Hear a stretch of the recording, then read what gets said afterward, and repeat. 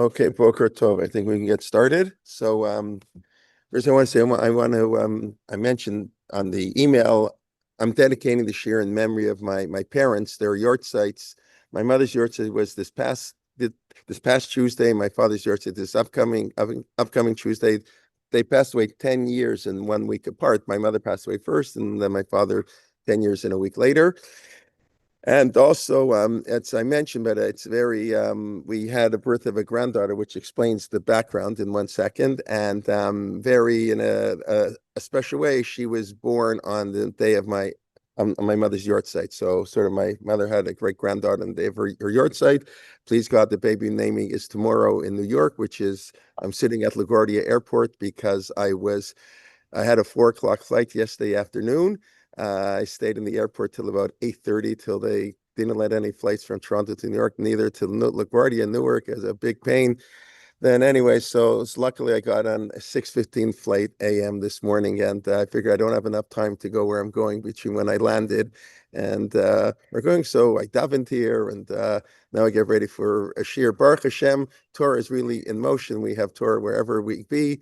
We can learn Torah. So thank you for coming. So we can have Torah at LaGuardia Airport here in Queens. I think, right? This is in Queens. Okay. Let's get started on the shir itself. I ended off last week. I was saying how it's important that we be exposed to other minhagim where, when we travel. So you notice all this, which I guess I'll mention now, mention later. Please God, next week we'll be in Nice, France. I've never been to France, actually. This is our first trip to France, so the south of France to Provence.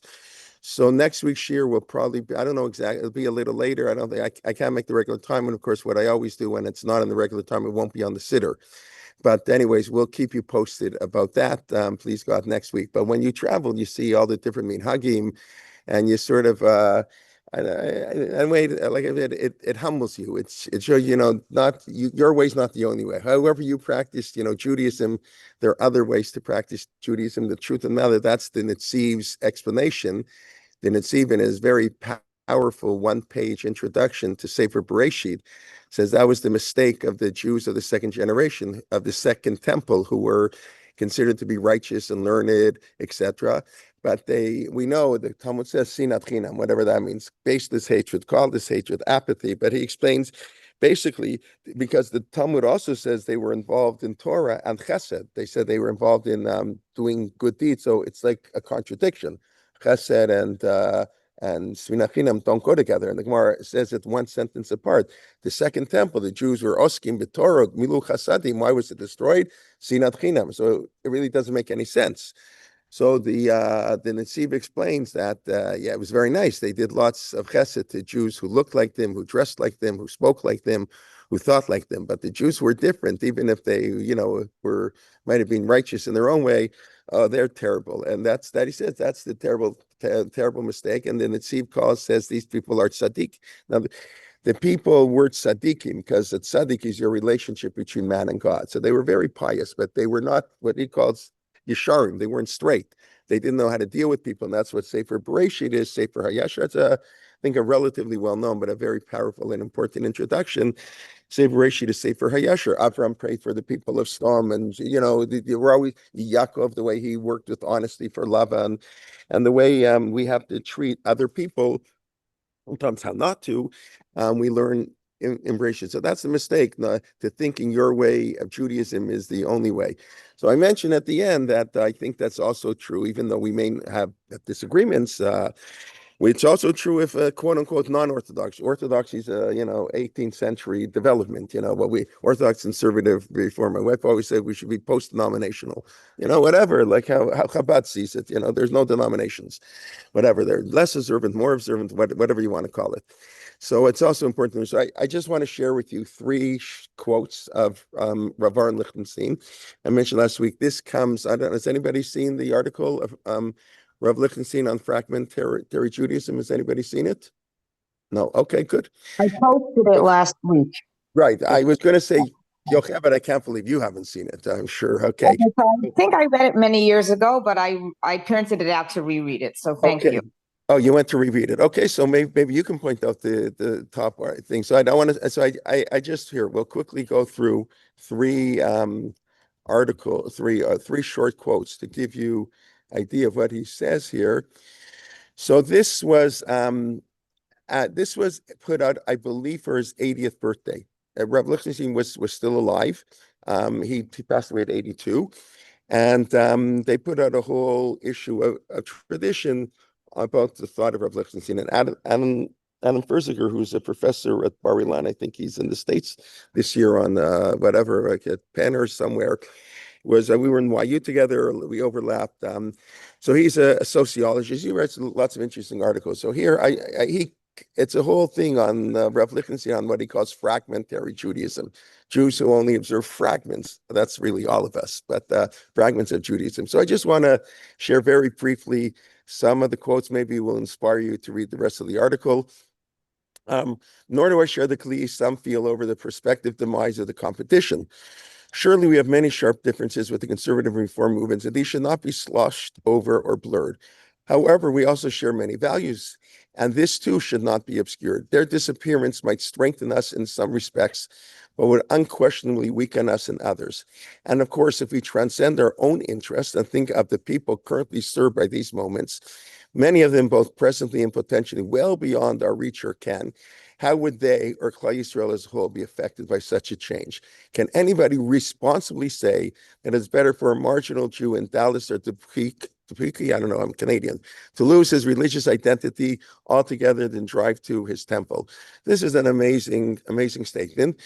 For many ways, but just to point out, basically, Rav Lichtenstein says Orthodoxy can't reach all people. We're never going to reach 80% of the world, if you think about it in America. We just have no potential. Chava, which is the best of the best in this, they also, they reach a fraction of a fraction.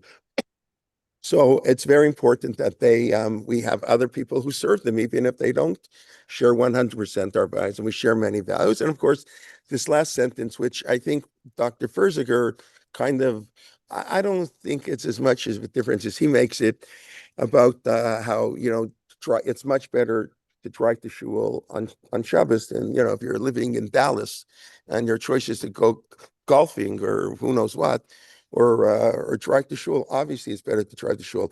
This is the same thing that Rav Soloveitchik said. It is incorrect to say that Rav Soloveitchik, when he said that it's better not to, you can't hear shofar in a conservative shul. Better not to go to shul than listen to shofar. Rav Soloveitchik, first of all, he was talking in the 50s, the height of the wars between, I don't like that term, but the battles between conservative and orthodoxy. So it's polemics a little bit. You got to take that into account. But secondly, and more importantly, he was talking to his nephew, who was a frum Jew, a very frum Jew. He was telling him, yeah, for someone who's very seriously religious, better to shofar in your own. Rav Soloveitchik would never tell a conservative Jew not to go to a conservative shul. That's ridiculous. And as I'm sure many of you know, one of Rav Soloveitchik's best friends was Rabbi Shubo, who was a conservative rabbi in Boston. I shared with you a number of weeks ago, a few months ago maybe, the letter he wrote on the 25th anniversary of Rabbi Shubo in the shul and how highly he spoke of him. So that's just one thing I think important to see. Let me just quickly go, and we won't spend too much time on this. Page 40. Oh, what was that for? That was, well, I skipped one. Okay, page 39. I just marked off the pages. Okay, let's go right here. 39. Oh, maybe it's this 39. Oh, yeah, here it is. Orthodox Jews recognize that heterodox piety does exist. They're very pious, non-Orthodox Jews, just as they realize that secularists may lead genuinely ethical life. You don't have to be a religious Jew to lead an ethical life. And we've discussed sometimes it's a country. I hate to say it, but we know it's true. Sometimes you learn too much Gemara, and you sort of know how to trade the cup a little bit, how to be a little unethical. Of this and of this, amigo. I learned if I give this lie, we do believe you. Those who've learned Talmud intensely know what I'm talking about. That sometimes it's you learn how to cheat. I mean, God forbid, but one can misuse the Gemara to learn how to cheat, because the Gemara tells you what lies will be believed, what's not believed, what's the psychology, etc. So we know. So whatever. Hopefully, of course, religious Jews, Orthodox Jews are supposed to have higher ethical lives, but secular people can be very ethical too, particularly in an age when belief is so large and conditioned by environmental influences and prevalent currents, it would be unwise and immoral to deny the genuine reality of heterodox religious experience.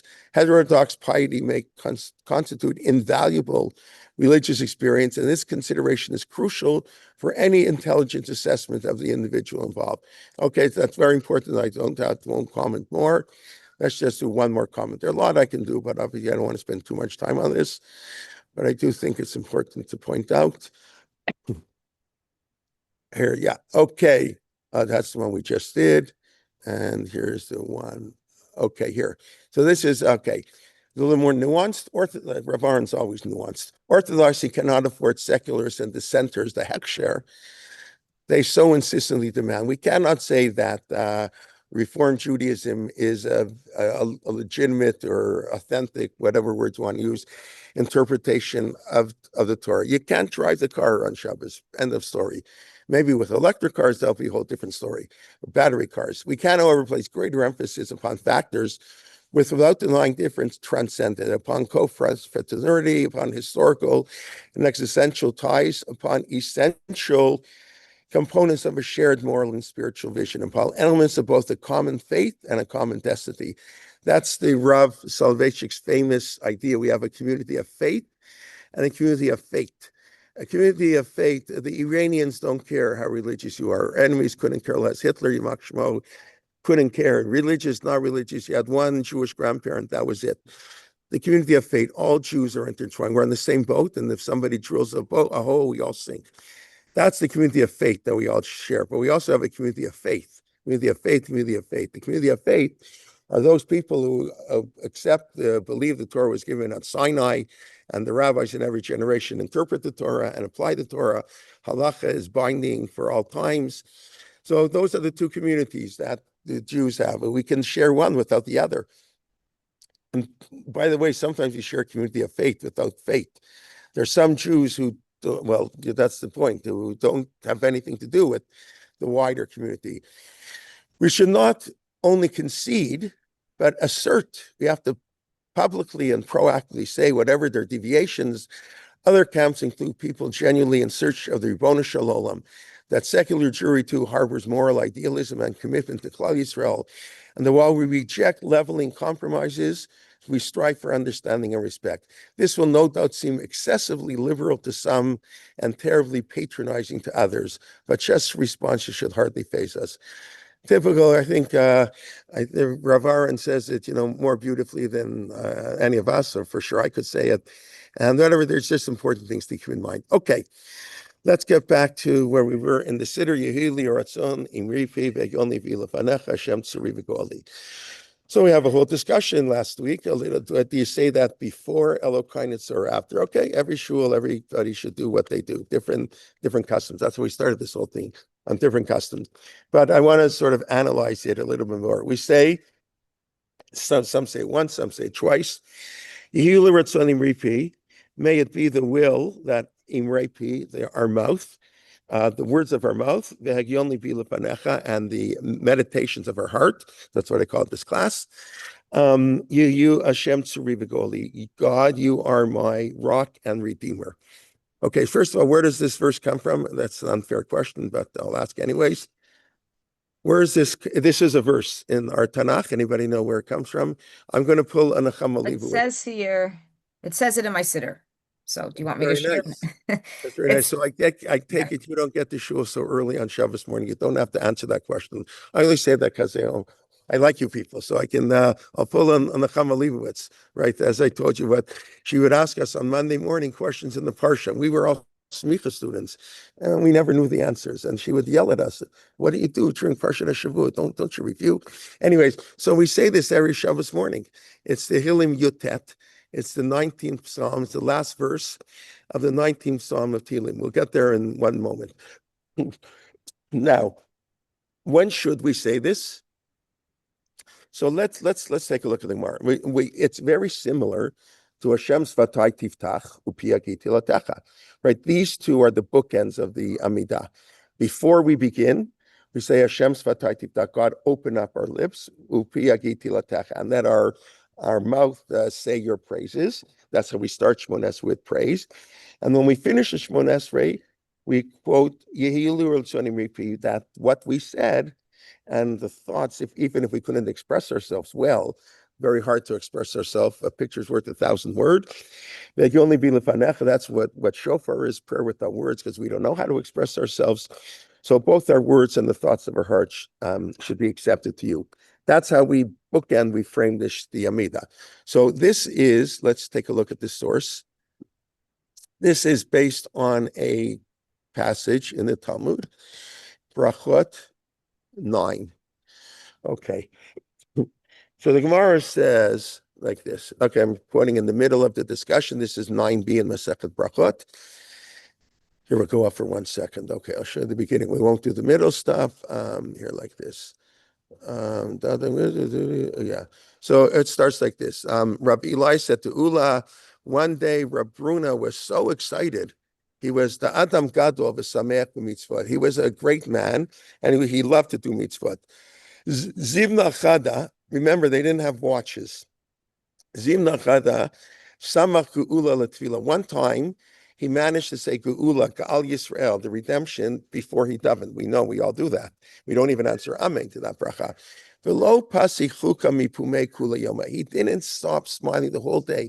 He was so excited. He davened Vatikin. I saw it. It wasn't even not for Vatikin. That's a different story.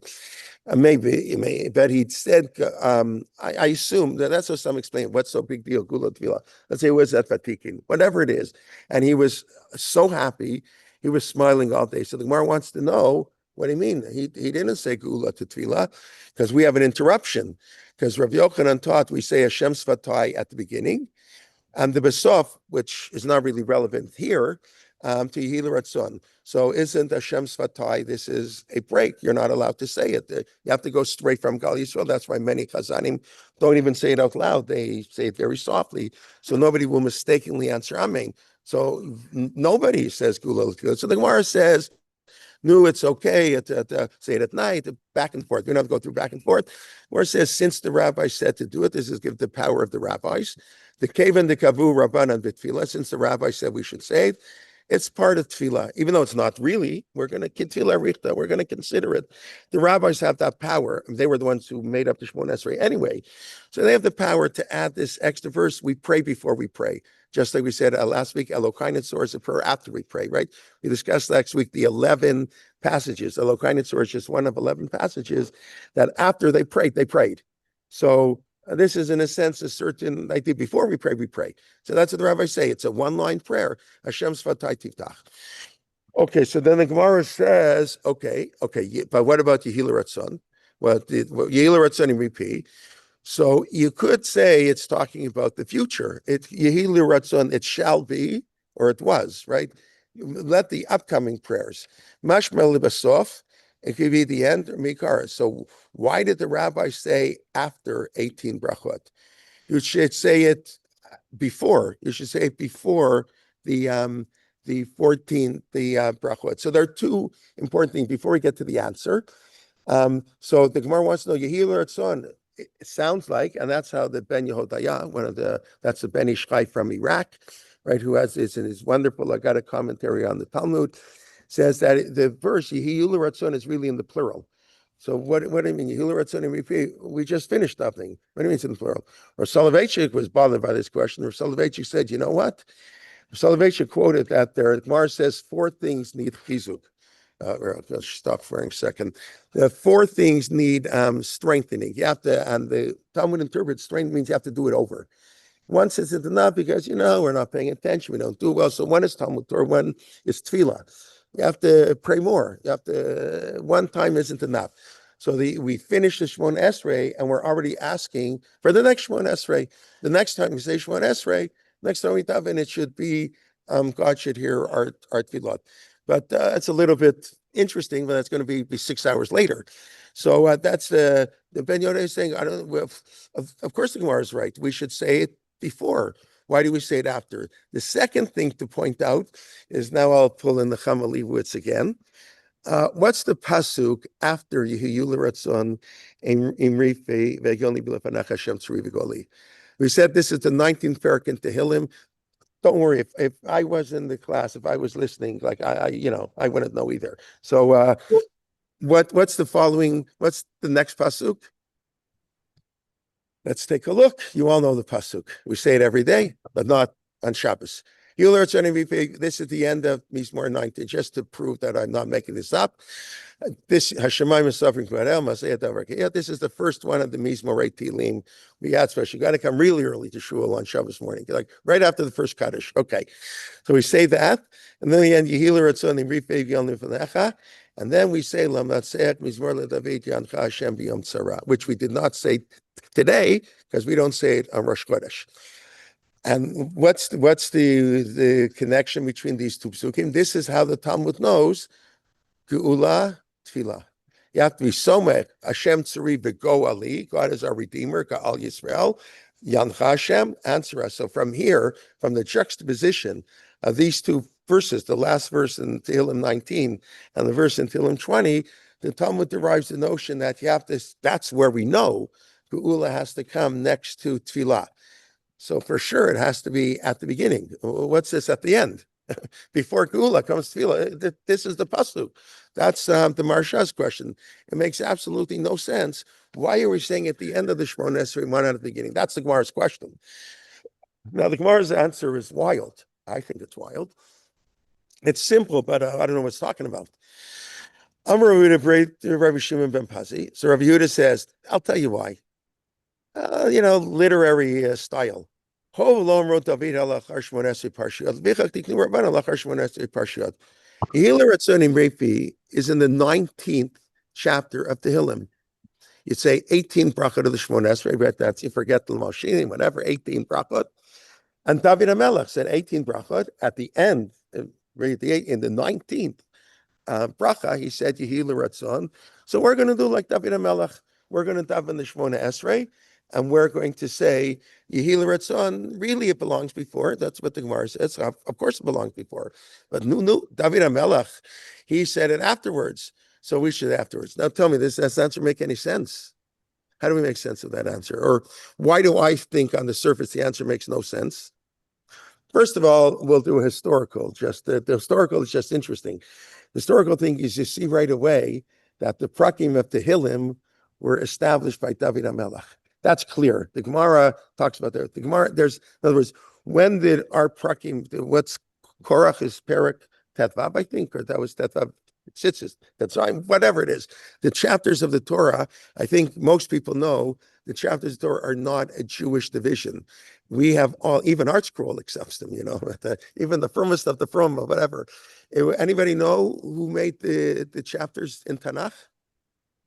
I think the Christians did. Jerome. Anybody know when? In the 1300s. Very good. In 13th century, I believe. That's okay.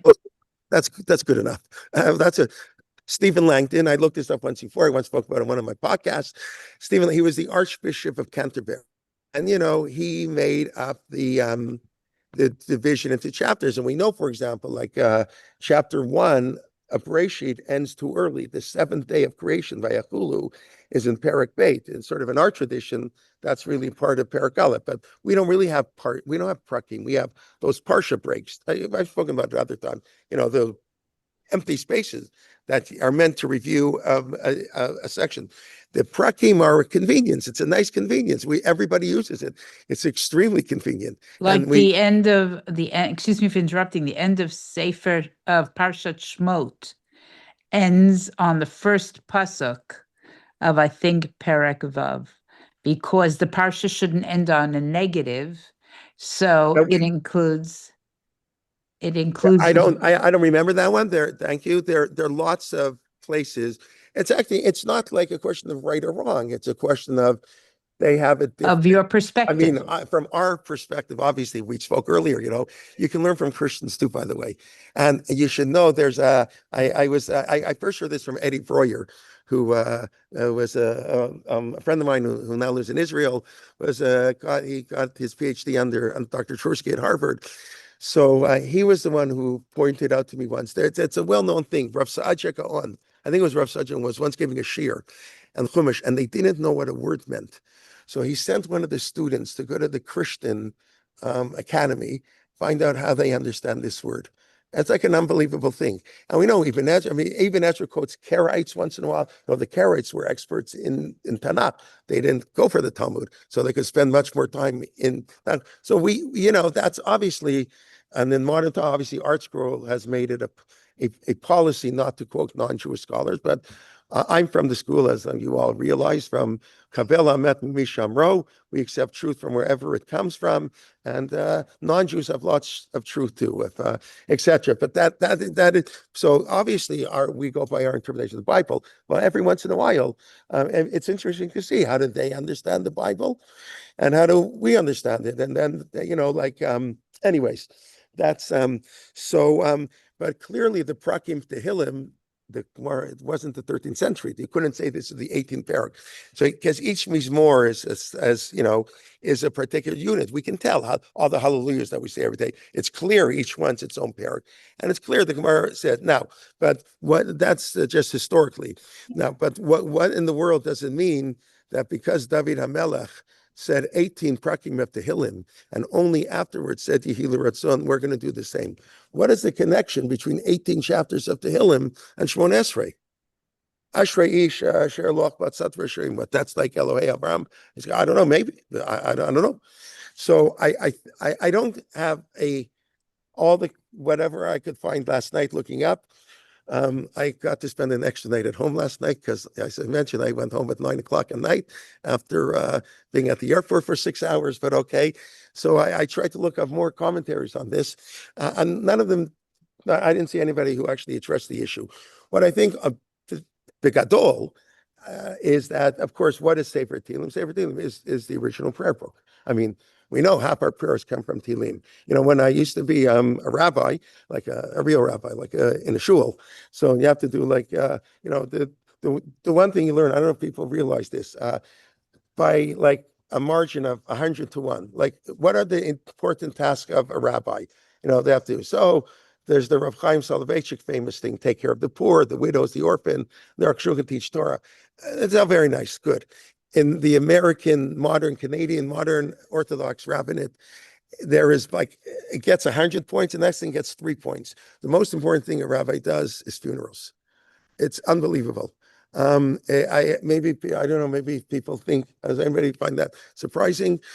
It's just, especially when you have people in your congregation who are not Orthodox, the willingness that people have when somebody dies to be open to Judaism, and the beauty of our tradition and Shiva, and how powerful and psychological it is.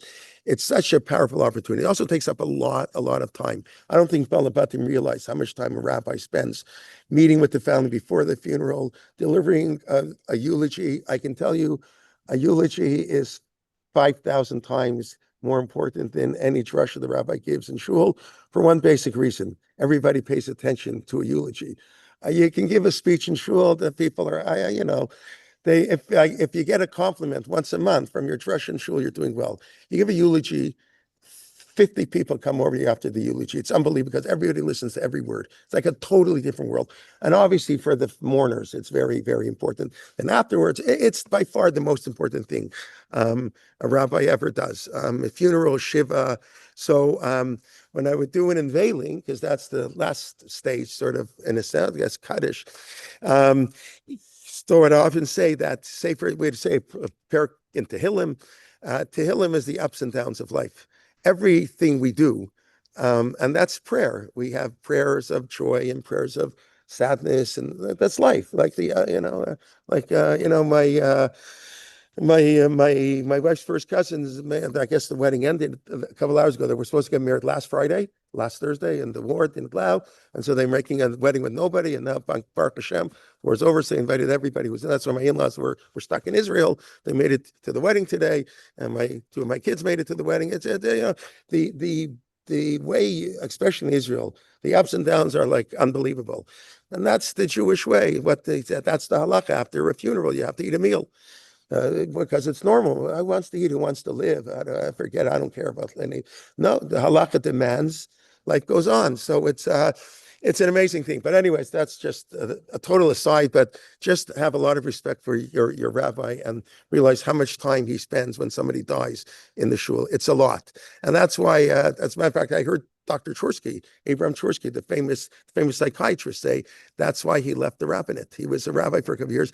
He didn't want to spend his life doing funerals and bar mitzvahs. And bar mitzvahs also take up time, but it's not quite as important. Weddings, you meet with the I was just family. gonna say weddings. Don't you meet with Yeah, family then? correct. It's of course, not the same amount of time. I don't think not the same amount of time.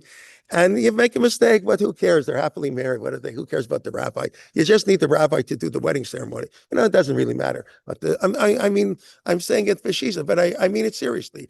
I spent 9 years in the pulpit, and you learn this stuff. And I had an older. It wasn't a big congregation. It was an older congregation. I did many more funerals than weddings. Weddings are much more fun. But unfortunately, you do twice as many, even in a good shul, you do twice as many funerals as weddings. It takes two to marry, but they die separately. What can I tell you? So, no, it's really, of course, weddings are also very important. Basically, what I'm saying is the pastoral function of the rabbi, very important. It's something today the Orthodox world looks down upon, and it's a huge mistake. I think it's a big problem in Israel. A lot of people, that's the real rabbi. That's what's the job. All the great rabbis who built America, Rabbi Lookstein and Rabbi Lamb, and all the other great Rabbi Goldstein, like going back 50s, 60s. These were Rabbi Young. They were rabbis who were masters at pastoral work. They also knew how to speak. They knew how to put together a sermon, which had a beginning and a theme and an end. Not like not some Dvar Torah, some like you read some explanation in Rashi, or pardon, you'll please forgive me, or you quote Jonathan Sachs, what he says somewhere, like a thought out, relevant message. Whatever, it's an important role that we tend to disdain. I don't know, somehow the Orthodox world has looked down upon that, I think, to bad consequences. I think that's why Orthodox shuls don't attract non-Orthodox people anymore. In the 50s and the 60s, the 70s, 80s, many the non-Orthodox Orthodox, all of South Africa was like that. Montreal is like that. People weren't Orthodox, but they all went to Orthodox shuls. You don't have that anymore. It's almost non-existent because the Orthodox shuls don't speak to non-Orthodox Jews. That's what Rav Lichtenstein is writing, that we can't reach them anymore. It's pathetic. It's sad. Okay. Pathetic is a strong word, but it is. It is. So got to work on that. Okay, enough of my you don't have to agree with me, but I'm curious to hear if anybody might disagree. Why might disagree with me? Anyways, but getting back here, so that's I think what the Gemara is saying. Tehillim. The Gemara is clearly equating the 18 brachot. I didn't try, but the parak by parak is Tefillah. Tehillim is a book of prayer. So the same way David HaMelech, each Tehillim is a different prayer. Shir HaMalot, we know, what do we do now? The war, we add Shir HaMalot. And what do we do when we just add Tehillim? We just say Tehillim. So Tehillim's our prayer book. So yeah, we added other things. Okay, the Amida is not Tehillim, but so we added that. But in a sense, we want to pattern it. That's what the Talmud is saying. We want to pattern it after Tehillim. So the same way David HaMelech did 18 Tehillim, and then Yehilah Ratzon, so too we do 18 Tehillim Yehilah Ratzon. I think it is just pretty wild. Okay. That's, I think, enough we discussed. And of course, the question is, right, it's the same way Hashem Svatay Tiftach is like an add-on. It's part of Tefillah.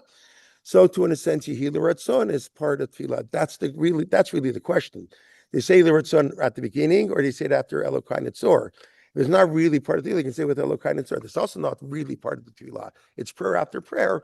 Or is it like Hashem Svatay Tiftach, which said is immediately before Elokai Avraham, Elokai Yitzhak, Elokai Yaakov? So too, immediately after Hamavarach Adam Yisrael B'Shalom, you say you return. Okay, so those are the different customs. Everybody should do as they please, or as they're what they want to do, or what they're told to do, whatever. Okay, let's move on to Elokai Netzor itself. So this we pointed out last week. This is Mar Brei to Ravina. This is one of the 11 things. Rosh Chodesh is included. The Ne'ilah, different ones. Some didn't make it into our Siddur anywhere. Are just when you learn Daf Yomi every 7 years, you get to learn it whenever. And some we Baruch Hashem we say more regularly. And this got the sput that we say every day. Why this one? So I don't know. I didn't see the commentaries directly explain why this one. They just explained the importance of this one. So I guess that's indirectly explaining. But I could probably explain why Rav, Chaim Aruch, and Chaim Shalom, Chaim Shal Bracha, the Rosh Chodesh benching. That's also one of these. We just transferred to the Rosh Chodesh benching and said every day, whatever. But this was the one that got chosen. So one reason, perhaps, is, let me show you a well-known Gemara. I don't know, well-known. That's always dangerous, right? When you say well-known, because it means I know it. So it's well-known to me. Okay. This is the Gemara in Baba Batra. Do I have it here? I hope I have it here. Maybe I do. Yeah, here it is. 164b. Okay. Amarav Amram. Amarav. Shalosh avirot ein adam litzom mehem b'chol yom. There are 3 sins we do, not just occasionally, every single day. Everybody does them every single day. Ein adam, there is nobody. Like ein tzaddik bar, ein adam tzaddik asher lo yachtel. Like there's nobody. There's no person who is saved from them every day. B'chol yom. I mean, I don't mean that, I don't think it means that there's someone who's not saved every day who never does it. It means there's nobody who doesn't do it every day. So I think the simple meaning of, right? Each day you do them. What are they? Hirhur avera, thinking about sinning. We may not sin. Oh, we think about sinning. Do this, do that. Steal. I don't have to tell you. You can. I don't want to give you any ideas. Thinking of sin. Iyun tefillah is something, of course, important for us. We spoke about this many, 3 years ago. We'll have to speak about it again. Right. So one of the things is we say every morning, right? So there are different types of iyun tefillah. But here, what iyun tefillah means, to take prayer seriously. To take your time. They say all the time, the siddur sometimes is a detriment. We've spoken many times about that. Look into the tefillah, say less with more kavanah than more with less kavanah. But iyun, like when you learn Gemara iyun, what does it mean? What's it all about? This class, if I can say that, I don't know. Iyun tefillah, to look into tefillah, we don't do enough of that on lashon hara. And everybody who doesn't say something, I mean, if you talk, it's impossible. What I also find, you might find these Gemaras depressing. I find them uplifting, because here you have Rav, the great sage of the 3rd century, who built the yeshiva in Surah, who's the architect of Babylonian Jewry. Really is the architect of Rav more than Shmuel, but Rav and Shmuel, the architects of Babylonian Jewry, and he's telling us, Rabbi, Rav, Shmuel, we all sin every day. We all sin, and God knows that. He can forgive us. It's okay. I mean, obviously, try to do less, but don't get so depressed. Like, we're going to make mistakes. That's life. It's inevitable, and that's okay. That's part of how God created us. The Gemara wants to say, lashon hara sakadaflik. Really, does everybody talk lashon hara every day? Or says maybe not. Maybe they only talk avak lashon hara. What's avak lashon hara? The dust. So avak lashon hara means indirect speech. Again, we're not giving a shir on the Chavetz Chaim now.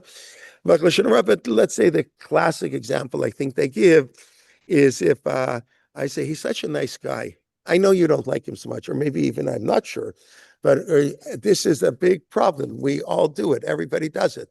When it comes to money, what can you do? They come to a dinner and they honor some guy. And why do they honor him? Because he does well in business. Who are we kidding here? That's the way. Hakesav yanet hakol. Ein kemach ein Torah. So they honor some guy who writes a 7-figure check. Sometimes you get honored with a 6-figure check. Sometimes it takes an 8-figure check to get for whatever organization. So they honor you. So they get up and speech how he's the greatest guy in the world.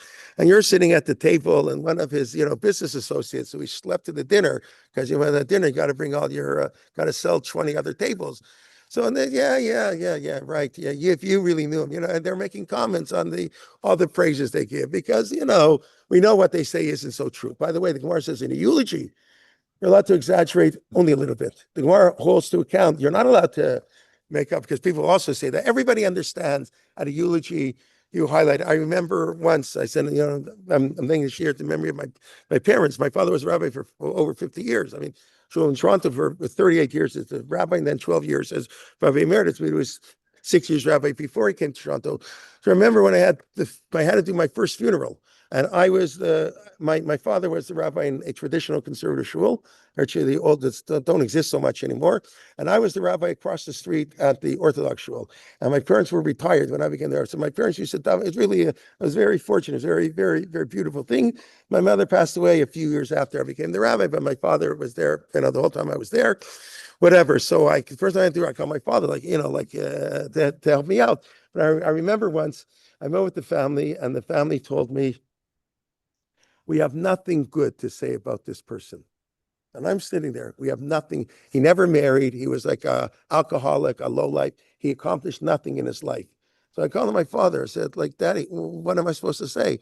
How do you twist that into something nice without lying? So I forget what he said at the time. I should remember actually. You say he didn't create any problems. He didn't bother anybody. Like he was a loner. Whatever.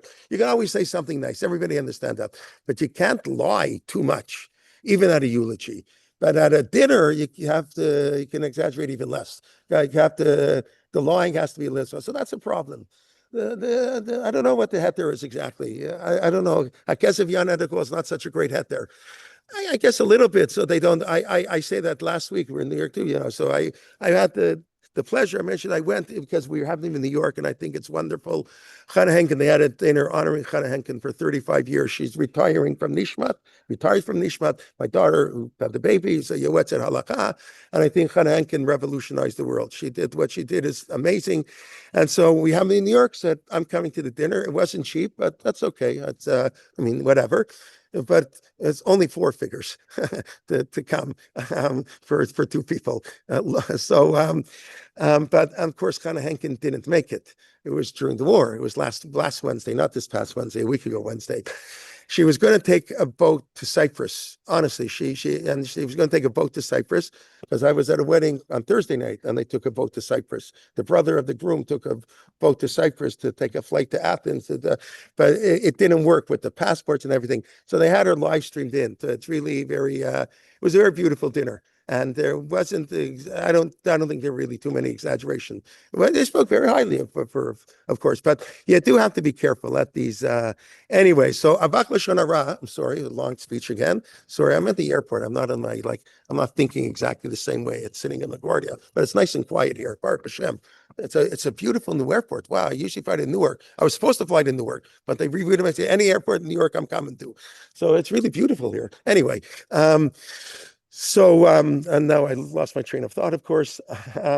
What was I saying? But you shouldn't exaggerate too much Right, about no. So qualities. Avak Lashon Hara, right? Of course, thank you. Avak Lashon Hara is you're not allowed to praise the person too much. That's the definition of Avak Lashon Hara. That's the classic, not the only definition of Avak Lashon Hara.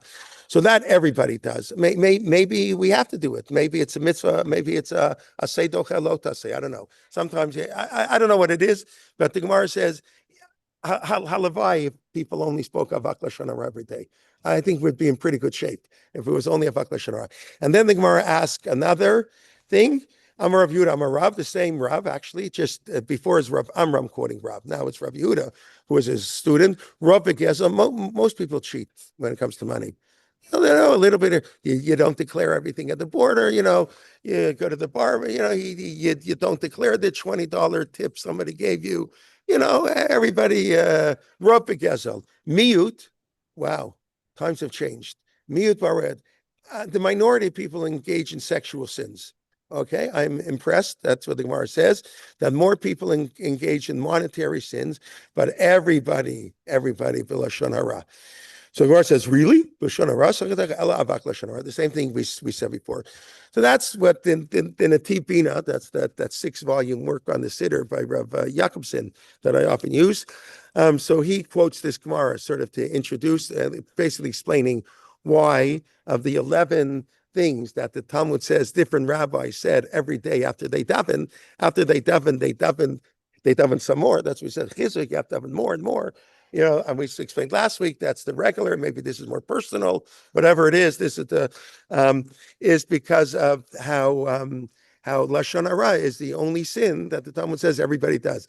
Avak Lashon Hara, real Lashon Hara, whatever it is, that's so that's why we say every day, Elokai Netzor l'shanai miras v'dai medaber mimra. So that's the first thing we do. God, Netzor Lashon. So that's right. This is not a. These are not psukim in Tehillim. These are made up together, but you obviously recognize that's in Tehillim Lamed Daled. No, that's the second one we say. Let's say we say Shemaim Esaprim for El, and we say L'Davi v'Shanatu Atamol Livnei Avimelech v'Yershev Erlecha V'Rakashem B'Koleit, the alphabetical acrostic, and the Miyesh HaChavetz Chaim Oev Yamim L'Ratov. That's where the Chavetz Chaim got his name from. His name wasn't Chavetz Chaim. His name wasn't even Chaim. I mean, I understand his name is Chaim. They could have called it. His name wasn't Chaim. It was Yisrael Meir. No. Okay. The Chavetz Chaim. But Netzor L'Shon Chameira. So obviously this is a play on Netzor L'Shon Chameira. Usvatecha Medaber Mirma. It's almost the exact same pasuk. Not exactly. But just to point out a couple interesting things. How do we begin the Shmon Esrei? Eloheinu, Elohei Avotenu, Elohei Avraham, Yitzchak, Yaakov. We begin the Shmon Esrei. It's true. We say it's our God, but it's the God of sort of a more distant God, the God of Abraham, the God of Isaac's, and the God of Jacob. Here it's Elokai. Here it's our God. I think there's a much more personal reflection. After we said the Amida, we begin the Amida. We approach God. We take 3 steps forward. Before a king. How can we come before a king? So we're a little bit distant. And then we praise God. We get up a little bit, we get up a little bit of our chutzpah to ask God for more. Well, that's more and more and more and more and more. 13 things we're going to ask for, and even more. And then even the last 3 brachot, we ask for more too, even though we call it Hodah. We explain it's not all Thanksgiving. We're asking for things too. We always ask for things. That's human nature. So, but now we have a little bit of a closer relationship. Elohai, Netzor Lishoni. It's in the singular. Usually our prayers are in the plural, right? Rifeinu Hashem and Barech Aleinu Shana Tekav Shofar Lechirutenu. Right? We never pray for ourselves.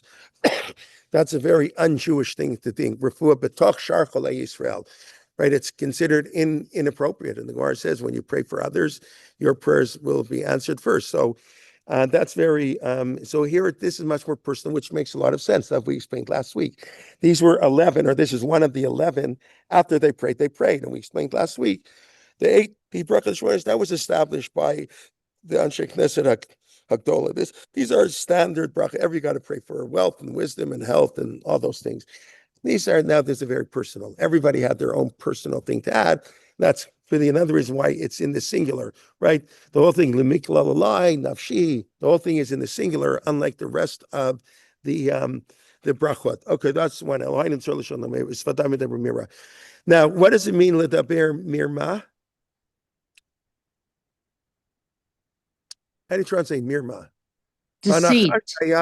Deceit. Right. So I believe that's the first use of the word in the Torah, right? The Torah is a great play on words there, right? The Torah has a sense of humor, right? The Torah has a great sense of humor. So you know what? Let me show it to you now. I didn't share it, but it'll take me hopefully just 1 second. I think it's really amazing. Let's just go here. Bereshit.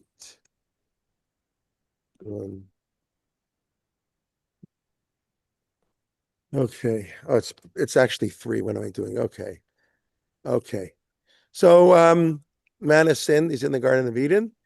And God makes Eve, and he they're going to get married. Man tried to marry all the animals. That's how the rabbis interpret it. This time, all the other times, the animal, that didn't go. We go together. Can you yazavish, a man leave his parents, v'tabak b'ishto, v'yulu basar chad. By the way, what does yazavish mean? Also has a dual meaning. What does yazav mean? To leave. What else does it mean? Oh, azov, tazov, emo. To help. To help. So again, I'll call my father, because that was my father's speech at our wedding. My wedding, he says, Al Ken Yazovish, the idea, the comparison between helping and leaving. When a child gets married, they leave the home, but they help, like they're building on the legacy of the parents. That was the speech my father gave at our wedding. Al Ken Yazovish, the helping and the leaving together. Anyway, but that's not what I was referring to. I see, just popped in. Vayushneim arumim. What does arum mean? They were naked. And they weren't embarrassed. Why should they be embarrassed? The physical and the spiritual were in harmony. And then Gan Eden, that's how you walked around. It's only, by the way, that's why, getting back to funerals, that's why we rip clothes when somebody dies. Now, again, mourning, tearing, yeah, it's very nice. This is the real reason. I think this is the more profound reason, because we're going back to our natural state. We don't sin anymore. In the Garden of Eden, there was the physical and the spiritual were unified. When we live in this world, there's the tension between the physical and spiritual. When we die, that tension is released. So we're a room again. So we rip our clothes. I think it's based on this, not so much as a sign of mourning, a sign going back to the original state of man. That's what I think. I never heard that anywhere else. So maybe it's wrong, but I like that. So if you can, whatever, ask your rabbi if he agrees. Okay, now they were naked. What's the next verse? A room. We call it Chayat HaSadeh.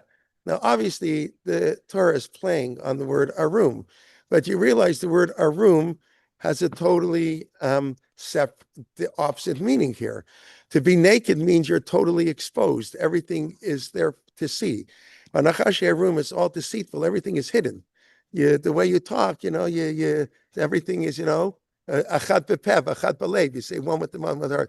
This is the Torah. It's such a beautiful way how the Torah just takes the word arum and flips its meaning. Vayushneim arumim. Everything was clear, open before they sin. In the world of sinning, everything is hidden. Everything is deceitful. So that's the idea of mirma, is that when you speak, it may be totally true, but we all know that a half truth is a full lie. That you can speak, truthfully, but be a total liar. And of course, what's really sad but powerful, who is I think the only person in Tanakh who speaks b'mirma, or I don't know in Tanakh, that I don't know well enough. I don't know Chumash well enough either, but maybe I'll be right on this one. Who's the only one in Chumash who speaks b'mirma? Ba'achicha b'mirma. Very good. My bar mitzvah parsha. Ba'achicha b'mirma vayikach birchatecha vayomer. Okay. Yeah. Yitzchak says to Esav, Ba'achicha b'mirma vayikach birchatecha. And right, that he came with deceit and guile and he stole your bracha. That wasn't the compliment. And of course, Yaakov Avinu paid the rest of his life for that mistake, even if it was justified. In other words, it could be, it was justified. Well, I don't want to go to Oshir now on the Parshanut here, but that's a very important point. Maybe he had a lie, maybe that's a debate, you can argue. But sometimes when you have to do what's right, you got to pay the price. And Yaakov surely paid the price for that. Boy, oh boy, was he tricked and deceived about identity and everything, etc. Okay, so Elokai, you wrote about in your Dvar Torah about. Ooh, wow, I'm impressed. I like you already. You don't have to say anything else. Quit while you're ahead. Okay. About that word arma, if I'm not mistaken. And there is a term in English for a word that means itself and its opposite. But that's an antonym or something? Well, That's a antonym. What's it? I'm Oxymoron. No, not an oxymoron. No, not an oxymoron. No, there is a synonym and right. That I know. And but there is a special word in English, like the word cleave. Cleave means to stick to, right, and also to divide. Correct. Go on. Correct. So you gave two Hebrew examples from Breshit, and one was Arma, Arum, and there was another one, and you did this in the Dvar Torah from Breshit. You wrote about it. You know what? You remember my Divrei Torah better than I do. I'm gonna what I wrote or in my podcast. Now you're getting me. I'll go back and check. But thank you. And now that you mention it, I do remember talking about it, but I don't. I think it was in the podcast. I'm pretty sure it was in my podcast. Maybe an autonym, Contronym, right? Thanks, Yocheved. A contronym. Okay, the same word. I mean, Like the word. Yeah, that obviously there's like those who study linguistics. This is like a philosophical, like this is philosophy. Every language has them, you said. Right. It's a philosophical understanding of what the words mean. And I don't know what cleave, like I don't know what's the pshat that means. I mean, to be together and to be apart, because that's what happens sometimes. Obviously, they want to, and the same people who are the closest sometimes become the furthest apart, and the person you hate the most are the person you're the closest, you were once closest with. By the way, that's another rabbi thing, right? That I heard this from Harold Kushner. The one time we drove to Florida, you remember Harold Kushner? I don't think Sure. he's alive anymore. Why good Why things good happen things to happen to bad, No, why no, bad why things bad happen. things happen to good Yeah, people. he was a conservative rabbi. The tragedy of his son, I don't know what the disease is called, where you age, like you die at 13 because you look like you're 90 years old. So he wrote a book. Progeria. I'm sorry? Progeria. Thank you. And we shouldn't know from these things. But see, he wrote why bad things happen to good people. So he was discussing by Shmot when Moshe Rabbeinu, Datan and Aviram, right? This week's Parsha, Korach. So when Moshe saw the two Hebrews fighting, so they're not named, but Rashi, if I'm not mistaken, says they are Datan and Aviram. That's a very common technique, whether it's really true or not. We want to always identify anonymous people with real people. That was my Conservation last week in of Shlach Lecha. But okay, that was last week's written Torah in Shlach Lecha a little bit. It's right, the anonymous thing. So it's Datan and Aviram. So they said to him, "Oh, are you going to kill us like you killed the Egyptians?" So Moshe, oh my God, and he ran away. So the question Harold Kushner asks is, how did anybody know? Vayar ki einish, vayiven kol v'cho. Moshe looked all around. There's nobody there. So he's saying, he was wrong. There was somebody hiding. That doesn't sound right. Vayar ki einish. There's nobody there. So I say ish means a real person. Oh, that's all midrashim. Simple pshat. There's nobody there. So you know what he said? Only one person could have snitched. The person he saved. And he said, in the rabbinate, I remember he said this, that's oftentimes the person who leads the campaign to fire the rabbi is the person who the rabbi helped the most. The person the rabbi spent years with and went to the hospital 2 times a week for 5 years while their mother was dying, that's the person who turns on the rabbi. And he psychologically explained it because people hate to owe people be favors. indebted. They don't want to be indebted. So the way every time you see the rabbi, oh, he's so nice to me, I owe him something. They hate that feeling. So they get very, it's like such a powerful idea, such a tragic idea. And we all know it's so true. I mean, it's not always the case, of course, but that was like, wow. That was like, when I heard that was like a more addictive shot. I said, oh, this is amazing. This is like, I never thought of that before.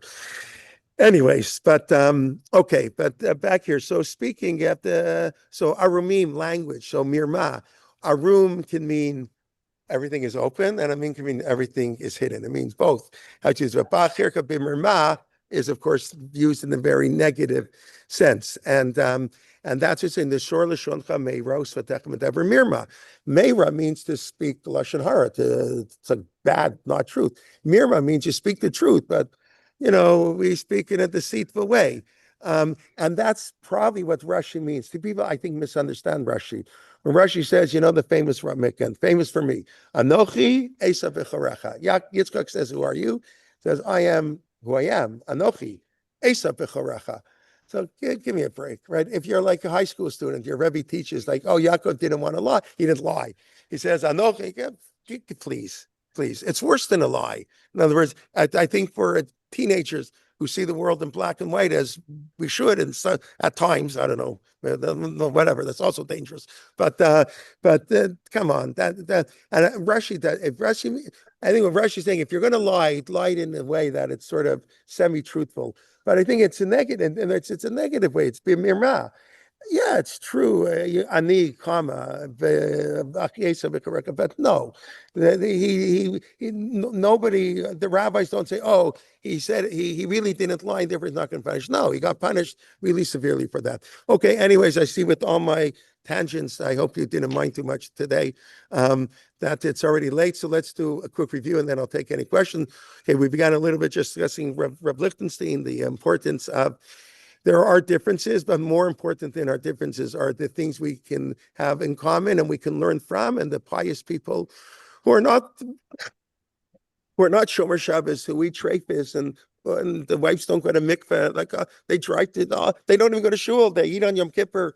They're secular. The seculars, they can have moral vision, and we should assert that, not just admit it, but we should be proud of that, and we should work together, and we should encourage them to go to their shul, even in their car, and rather than stay at home and watch television. We should encourage our Orthodox shuls to be more welcoming of these people, but that's probably a harder job. But Chabad has taken over that job. It shouldn't be only Chabad, but okay, at least Baruch Hashem, they take over that job.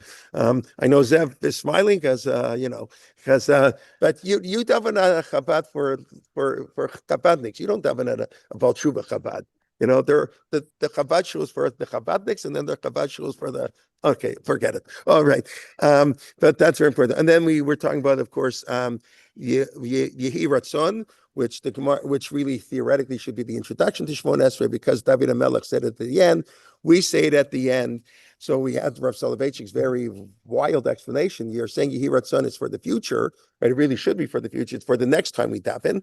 And really, but we pushed it to the end because of David HaMelech. But it's really that pasuk, Hashem Tzuri V'Goli, and the next pasuk in Tehillim, Lanseach, Mizmor LaDavid, Yalcha Hashem B'Yom Tzara. We cry out to God in Eitzara. That's Rav Soloveitchik says. That's what prayer is, calling God in the Eitzara. That's when the Ramban says prayer is a biblical obligation. Only in an Eitzara, that's a no Geula L'Tfila, and Hashem Svatay Tivdak gets included as part of that, even though it's not really officially part of the Shmon Esrei. And we said we had the prakim of Tehillim, obviously way before the non-Jews had the prakim in Tehillim. And then we just discussed why we picked of all the 11 things the Gemara says us about people who added a tefillah after their tefillah. We picked the one on speech because speech is something we all fail at. We can do wonderful things with speech. We do wonderful things with speech. It's the opposite, right? Speech in itself is the good and the bad together. That's the famous midrash that, where somebody asked the merchant, bring me the most precious thing in the marketplace. I forget where this midrash, I have to look it up. It says he brought him a tongue. And he says, go bring me out the worst thing in the marketplace. He brought him a tongue. He said, how can it be? That depends on how you use it. It's the same thing. A room and a room. Depending on how you use it, cleave and cleave, whatever. It's all in how you use it. But we have Lashon Hara, we have Medaber Mirma, we have to be careful. And okay, please God, we'll pick up next week. But like I say, next week, please God, I'll be in Marseille, France, in a first Torah in Motion trip to France, Provence, visiting the Ravid, the Meiri, and the Ballet Tosfot. I've never been to France, so I'll let you know. I'm guessing this year is going to be around 11 in the morning, but it won't be on. That's sort of after we get to our hotel, but before Shabbos. But obviously, it won't be on the Siddur. Please God, in 2 weeks, I plan to be in Milan. That's the plan, but then I can give the share hopefully on the regular time. Thank you. Okay, now let's take a look. Any comments? Oh, thank you. Rabbi Kelman, Yes, Ev. can you do me a favor? When Rosh Chodesh falls on Friday, can you start half an hour later if possible? I understand the request, but I don't really think I can do that. It's like when I got a request when the 8:30 class at night, in the summer, I daven Mariv. It's very nice, and I appreciate you coming every week and everything. It's just, it's a set time, and there's always going to be this one can't make this week, that week. I don't want to start playing, which is why I'm not going to give the share on the Siddur next week. I don't think it's fair. Give a share on the Siddur at 11 o'clock. If I gave it 9, so you have to go to an earlier minion. What can I say? I'm sorry. I appreciate the request, but I think the key is important. Okay, thank you for appreciating my comments. Okay, there's an old joke. The Rav meeting family for a funeral. They asked him how much are we charging. He said $500 per hesped. And he has $100. What if 500? They'll talk to me wonderful. For 100, he says, they'll get the truth. Oh, I don't know that joke, but my father said, no, nobody ever complained. The Niftar never complained after a hesped game. They never complained. They didn't like the hesped. No, he actually said the joke, not that. He told me that the 2 funeral homes in Toronto, which is better? He says, the deceased never complained which funeral home they went to. Didn't matter. What can I say? I guess you have to have a sense of humor. I don't know. Okay. Another example of a contronym is the word oversight. Oh, yes. Very good. Right. Oversight. That's right. To guard very closely. And it was an oversight. I blew it. Yeah. Very good. There's a medrash that man killed for cursing Hashem in Vayikra. Correct. Morris. That means you didn't read my Dvar Torah on Parshat Bahar. Oh, you got, now that Debbie, she raised the bar on people. That was my Dvar Torah on Parshat Bahar. Why it's anonymous? What can I do? I don't remember everything we Torah, but please listen. I don't know. What can I tell you? I write them. I gain the most. So if anybody else gains, that's an extra bonus. The preparation, I can tell you, I'll tell you right off the bat, and not that anybody cares, but it's much easier for me to prepare a podcast. That's also not as easy as it sounds. It's not like 15 minutes, but it's easier because when you talk, like you can talk. The written word is much, much harder, much longer to write the Dvar Torah. But anyways, thank you, Morris. But yes, there is that medrash. Bad is a consonant today, really? I don't know what that means. Bad? Yeah, in slang now, that's bad means it's good. Oh, really? I'm too old. I don't know this slang stuff. Okay. All right. Hey, Mazel Tov and Shabbat Shalom. Thank you. Okay, so now I'm going to head up to Mazal to tov. Washington Heights and Chodesh tov. yeah. How do I get to LaGuardia to Bergenfield Uber? What's the best way to go? I don't know. It's after rush hour, so maybe okay. I figured the New Yorkers can help me. I guess I'll take an Uber or something. Okay, no, that's not what this is for travel. Okay. Rabbi Thank you, Jay, everybody. Good Shabbos. Okay. Shabbat shalom. By the way, Tov. Rabbi Zlotnick, who was flying to Israel on Wednesday when he was supposed to start a shiur, he told me right off the bat, he says, maybe we should push up when the war started. Maybe we should push on my shiur week. He doesn't know he's going back to Israel. I said, I understand, but you give the shiur in America. He says, well, maybe I'll be going back to Israel when the shiur is supposed to be. And I said, what are the chances are? And of course, so it's a good thing we pushed it off, because that's exactly what happened. He was flying shiur. So please God, he's going to do Avos, the Rabbi Natan. It's sort of a commentary on Pirkei Avot. Rabbi Zlotnick, it'll be his debut in Torah in Motion. He was my son's Rosh Hashiva last year. My son, who's now in Camp Stone, did a year in Malay Gilboa and then a year in Gush. Rabbi Zlotnick is one of the Rosh Hashiva. He grew up in America, I think, where he came out. He speaks a fluent English for sure. And I don't know what age he made Aliyat. So he'll be starting. So that'll be Wednesday.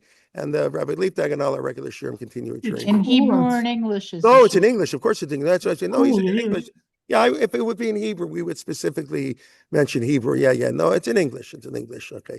When we get French, then we'll let you know that too. On the airline, Air Canada, English, French, Spanish, Portuguese. If you wait Canada, it's beautiful. 4 minutes, I'll give you a ride.